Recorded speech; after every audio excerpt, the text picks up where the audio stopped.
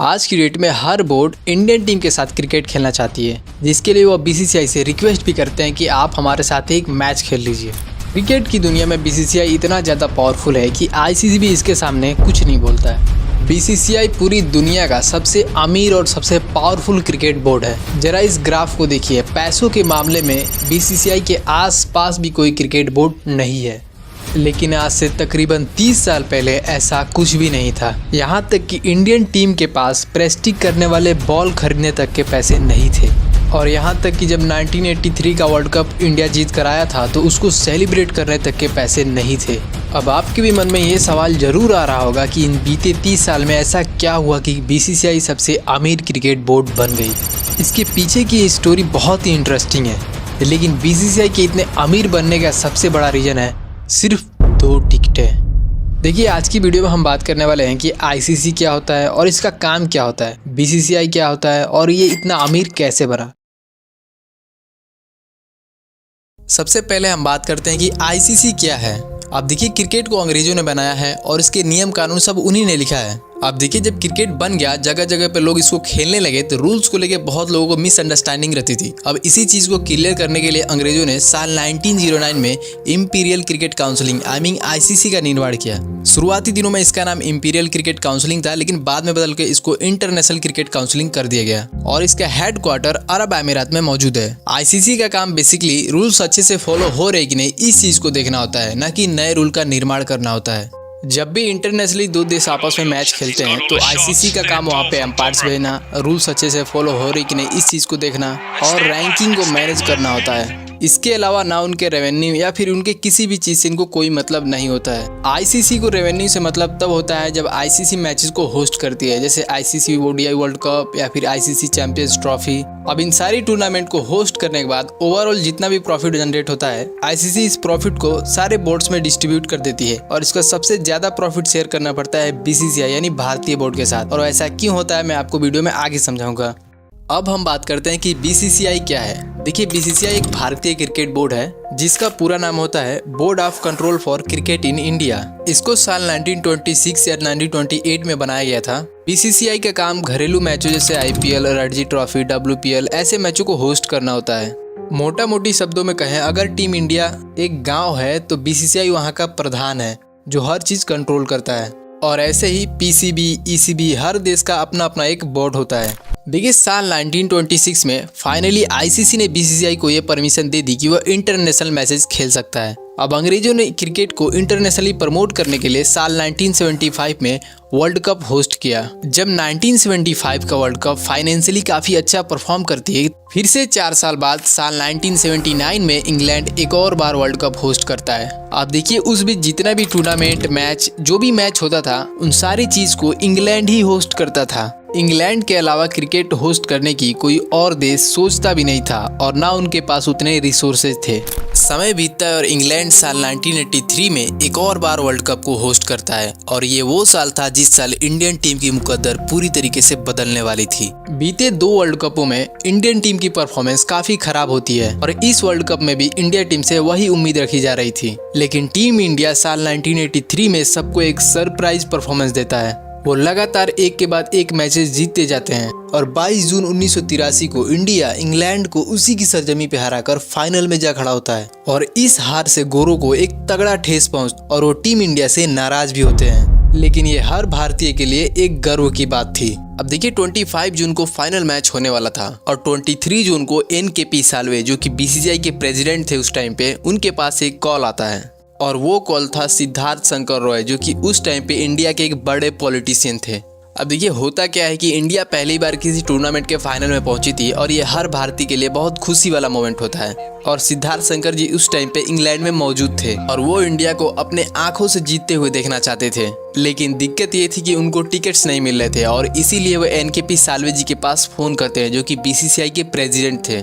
अब टिकट की प्रॉब्लम को सुन के एनकेपी साल्वे जी बहुत कॉन्फिडेंटली बोलते हैं कि भाई, हमारी टीम फाइनल में है और हम इतने बड़े लेवल पे हैं, तो हमें टिकट नहीं मिलेंगे तो किसे टिकट मिलेंगे। इतना कहते हुए वो इंग्लैंड बोर्ड के पास फोन मिलाते हैं 2 टिकट्स के लिए। लेकिन आप जान के हैरान हो जाएंगे कि साल्वे जी को इंग्लैंड बोर्ड ने टिकट्स देने से मना कर दिए और काफी बेइज्जत भी की। इसका मेन रीजन था क्योंकि इंग्लैंड को सेमीफाइनल में इंडिया ने ही हराया था और इस इंसिडेंट से साल्वे की ईगो हर्ट हो जाती है और एनकेपी साल्वे गोरों से बदला लेने की सोचते हैं और वो कहते हैं कि अगला वर्ल्ड कप इंडिया होस्ट करेगा।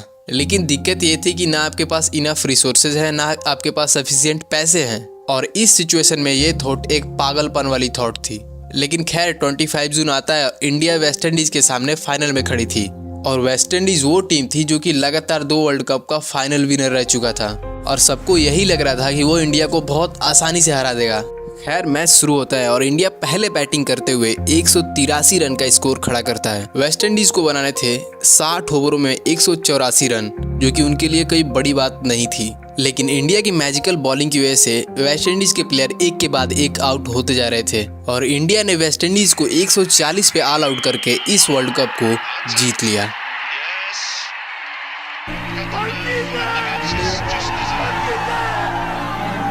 जब 1983 का वर्ल्ड कप टीम इंडिया जीतकर वापस अपने देश आती है तो उसको सेलिब्रेट करने तक के पैसे नहीं थे।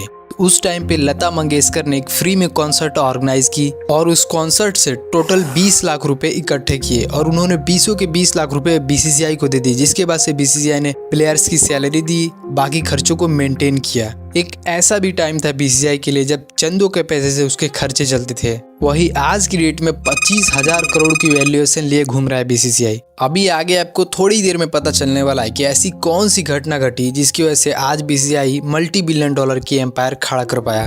देखिए, जब 1987 का वर्ल्ड कप इंडिया जीत गई तो अगले वर्ल्ड कप को इंडिया में कराने को लेके एनकेपी साल्वे और भी ज्यादा कॉन्फिडेंट हो जाते हैं, जिसके बाद से श्रीलंका और पाकिस्तान जैसे बोर्ड से साल्वे बात करते हैं और उन्हें डिटेल में समझाते हैं कि हम कैसे गोरों के देश से क्रिकेट को बाहर निकाल सकते हैं और ये दोनों देश साल्वे के साथ देने के लिए राजी हो जाते हैं। और अगले आईसीसी मीटिंग में साल्वे रोटेशनल पॉलिसी को इंट्रोड्यूस करते हैं। इस पॉलिसी के अकॉर्डिंग अगले हर 4 साल बाद एक नया देश क्रिकेट को होस्ट करेगा। इतना सुनने के बाद अंग्रेज एकदम से चौंक जाते हैं और वो साल्वे पे काफी ज्यादा गुस्सा हो जाते हैं और इस पॉलिसी को एक्सेप्ट करने से वो एकदम से इनकार कर देते हैं। लेकिन ये रूल बहुत कमाल का था, इसी वजह से ऑस्ट्रेलिया और न्यूजीलैंड जैसे बोर्ड इसको एक्सेप्ट करने के लिए एग्री हो जाते हैं। लेकिन इंग्लैंड पहले तो इस रूल को एक्सेप्ट करने से बहुत मना करता है, बाद में प्रेशर या फिर मेजोरिटी कह लीजिए, उसकी वजह से इसको मजबूरन इस रूल को एक्सेप्ट करना पड़ता है। इस पॉलिसी के अकॉर्डिंग अगली वर्ल्ड कप यानी 1987 की होस्टिंग इंडिया और पाकिस्तान को मिल जाती है। अब देखिए, जैसे तैसे करके होस्टिंग तो मिल जाती है, लेकिन होस्ट करने के लिए बीसीसीआई के पास पैसे ही नहीं थे, क्योंकि जब भी कोई बोर्ड मैच होस्ट करता है तो बहुत सारे खर्च आते हैं, जैसे टीमों के आने जाने का खर्च, उनके स्टे का खर्च, उनके खाना पानी का खर्च और ग्राउंड पर भी कमेंटेटर्स, कैमरामैन, कैमरा, बहुत सारे खर्च होते हैं, जिसके लिए बीसीसीआई के पास एक भी पैसे नहीं थे। तब साल्वे जगह जगह से चंदा करने लगते हैं। उस टाइम पे हमारे प्राइम मिनिस्टर थे राजीव गांधी, वो भी कुछ सपोर्ट करते हैं और ये बात खत्म होती है जाके अंबानी फैमिली पे। उस टाइम पे मुकेश अंबानी के पापा धीरूभाई अंबानी बीसीसीआई को 6 करोड़ रुपए देते हैं और वो साल्वे से बोलते हैं कम पड़े तो और ले लीजिए, बस ये जो वर्ल्ड कप 1987 है इसको रिलायंस कप 1987 कर दीजिए, यानी एज ए टाइटल स्पॉन्सर। और साल्वे भी इस बात को लेके मान जाते हैं। अगर आज की डेट में भी आप गूगल करके देखेंगे तो रिलायंस कप 1987 दिखाएगा। जैसे तैसे करके मैच तो खत्म हो जाती है, लेकिन बीसीसीआई ना अपना बजट रिकवर कर पाता है और ना ही इंडिया फाइनल जीत पाता है। इन सारी चीज के बावजूद भी साल्वे एक बहुत बड़ी जंग जीत जाते हैं और वो होता है इंग्लैंड की धरती से क्रिकेट को बाहर निकालने का, जिसके बारे में आज से पहले किसी और देश ने सपने में भी नहीं सोचा था, उसको एनकेपी साल्वे ने कर दिखाया। ऐसे ही समय बीत रहा होता है और साउथ अफ्रीका, जो कि 21 साल बाद क्रिकेट में वापसी करने वाली थी, उसका पहला मैच इंडिया के साथ था और इस मैच की हाइप खूब बनी हुई थी, क्योंकि साउथ अफ्रीका टीम पे 21 साल का बैन लगा था। और ये बैन क्यों लगा था, इस चीज को हम समझ लेते हैं। देखिए, साल 1970 के टाइम पे साउथ अफ्रीका गवर्नमेंट ने ये कहा था कि हमारी टीम में सिर्फ गोरे प्लेयर खेलेंगे और सिर्फ उसी टीम से खेलेंगे जिस टीम में केवल गोरे प्लेयर होंगे।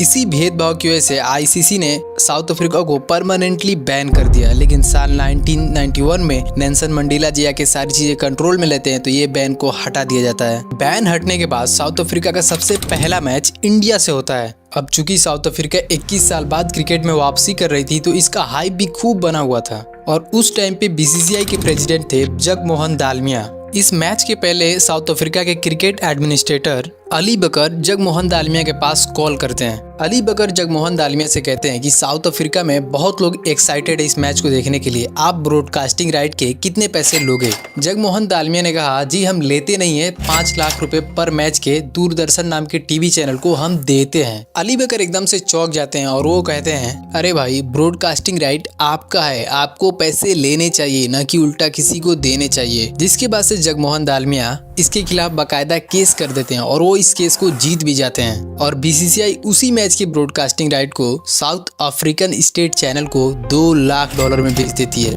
ब्रॉडकास्टिंग राइट से ये बीसीसीआई की पहली कमाई होती है और उसी साल जब मनमोहन सिंह इंडिया का ग्लोबलाइजेशन कर देते हैं तो फॉरेन कंपनियां इंडिया में आके इन्वेस्ट करने लगती हैं, अपने प्रोडक्ट्स लॉन्च करने लगती हैं। उनको अपने प्रोडक्ट की एडवर्टीजमेंट के लिए ज्यादा लोगों का अटेंशन चाहिए था और इंडिया में सैटेलाइट टेलीविजन के चलते क्रिकेट से ज्यादा कुछ भी नहीं देखा जाता था। कंपनी वालों को भी अपने एडवर्टीजमेंट का एकमात्र जरिया नजर आया, वो था क्रिकेट। बीसीसीआई को इस ब्रॉडकास्टिंग राइट का पावर का पता तब चलता है जब फिर से 2 साल बाद इंग्लैंड इंडिया के दौरे पे मैच खेलने आती है। उस टाइम पे ब्रॉडकास्टिंग राइट्स बीसीसीआई ने TWI नाम की टीवी चैनल को $6 लाख में बेचा। जो दूरदर्शन पहले बीसीसीआई से 5 लाख रुपए पर मैच के लेता था, वही दूरदर्शन साल 1999 से 2004 तक के राइट्स के लिए 240 करोड़ रुपए बीसीसीआई को देता है। और ऐसे ही मैचों को खेलते खेलते बीसीसीआई आराम से प्रॉफिटेबल हो चुकी थी। 2007 में बीसीसीआई की वैल्यूएशन थी 650 करोड़। 2008 में बीसीसीआई ने एक ऐसी ब्रह्मास्त्र लॉन्च करी जिसके बदौलत आज बीसीसीआई के आसपास भी कोई क्रिकेट बोर्ड नहीं है और वो था IPL।